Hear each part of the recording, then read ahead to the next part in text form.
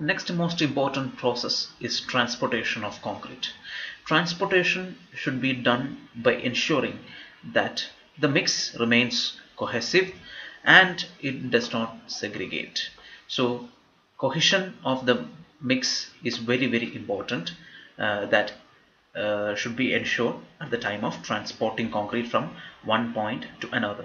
There are several methods that can be adopted for the transportation of concrete. Mortar pan is a conventional technique, but it is very labor intensive. Wheelbarrows can be used for the transportation of concrete from one place to another. Sometimes crane or bucket and rope way is used.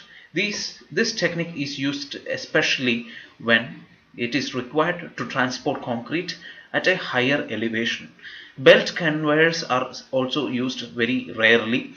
Chutes are also used. This is a chute to transport concrete from a higher level to a lower level. Now skip and hoist is another technique which being used. This is a skip and hoist where you want to transport concrete from the ground level to a certain elevated position. Now transit mixers, you may be aware of transit mixers. This is a transit mixers wherein the concrete from the batching plant is transported to the work site by transit mixers. The concrete is always kept in a state of agitated motion. Now pumps and pipelines are used these days to transport concrete very easily using pumps and pipelines. The next step is placing. Concrete should be deposited as far as possible to its final position itself to avoid rehandling. So rehandling should be avoided. By rehandling I mean it should not be disturbed subsequently. The collision of concrete with the reinforcement or formwork should be avoided as far as possible. This can lead to displacement of reinforcement or formwork from its original position. This can adversely affect the orientation of the structure. It can adversely affect the position of reinforcements. Such situations should be necessarily avoided. The IS 456-2000 necessitates that the maximum height from which the concrete can be dropped is 1.5 meters. So this is very important. The other aspects include the concrete should be placed in uniform layers. It should not be placed in large heaps or sloping layers. They should be fully compacted before you put other layers. Before placing other layers, it should be properly compacted. You can refer to the details in clause 13.2 of IS 456, page 26. There are other relevant practices shown in this figure. These are based on ACI manual. You can compare the differences between the correct and the incorrect way of practicing placement of concrete. Here it is shown that the concrete should be placed only in perpendicular direction. They are not allowed to fall in sloping layers. Now here you see this is another important practice to be followed, that the concrete should be placed as far as possible to its final position itself rather than dropping it from a large height. Here you see the concrete should be placed over the previous layers against the layer itself, not away from it. This is wrong. Here the concrete is being placed away from the original layer. Compaction is of dire importance. It is very important step. We perform compaction of concrete with the objective of expelling the entrapped air from the concrete. The concrete shall have air bubbles in it, which should be expelled by methods of compaction. By compaction, if the air is not removed fully, the concrete can result in loss of its strength. The strength is adversely affected if the concrete is not fully compacted. You can also refer to the clause number 13.3 of IS 456, page 26 for further details. Insufficient compaction can result in reduced strength, we already discussed. It can also result in the permeability of concrete. Concrete should not be permeable at any instant. By permeability, we mean the concrete can allow fluids or liquids to pass through it. So this will result in the entry of aggressive chemicals in solution or attack on concrete, and it can adversely affect the reinforcement also. Hence 100% compaction of concrete is very important. These are some of the methods of compacting concrete. We have hand compaction, we have compaction by vibration, we have compaction by pressure and jolting, we have compaction by spinning. Hand compaction is very labor intensive. The Indian standard IS 456 recommends the use of mechanical vibrators for compaction. Generally, hand compaction is employed if the water cement ratio is high enough so that the concrete is workable. Rodding, ramming and tamping are several of the hand compaction techniques. But if you want to have an increased strength of concrete, you reduce water. We already discussed about that.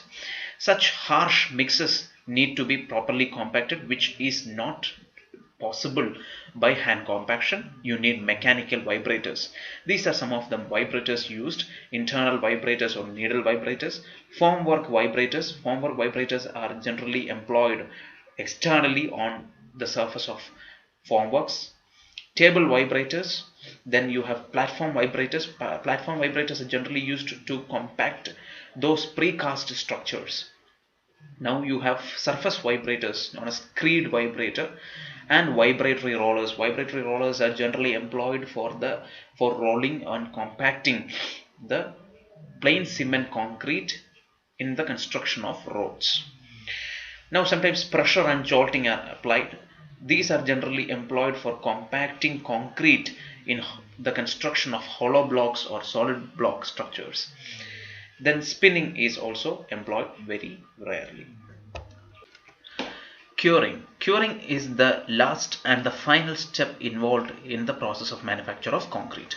Curing is performed to prevent the loss of moisture from concrete.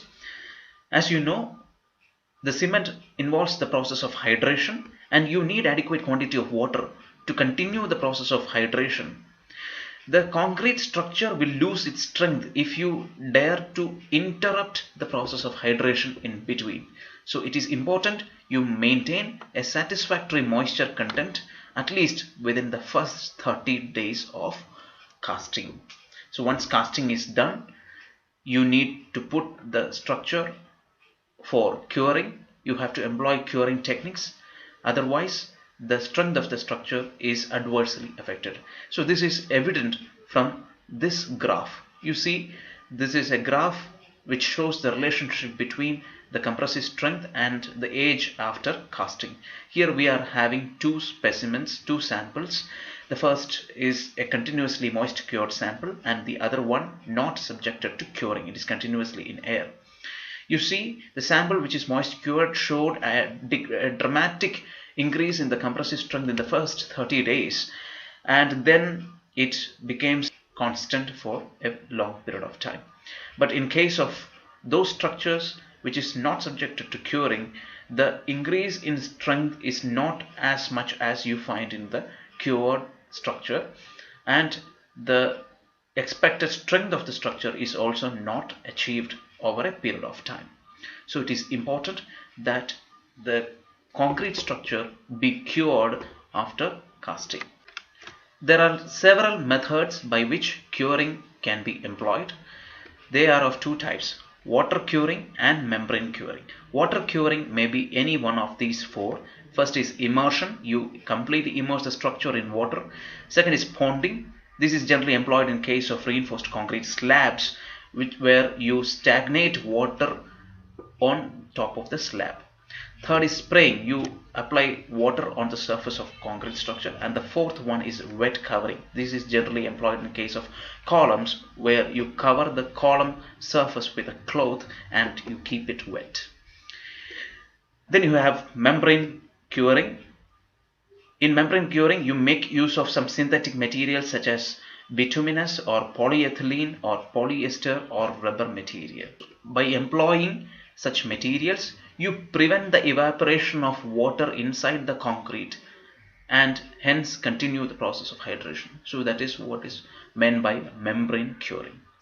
As per Indian standard IS 456, the curing of exposed surfaces of concrete shall be done from the date of placing of concrete for a period of at least 7 days if ordinary Portland cement is used, for 10 days if mineral admixtures or blended cements are used in concrete, and for 14 days if concrete is exposed to dry and hot weather conditions.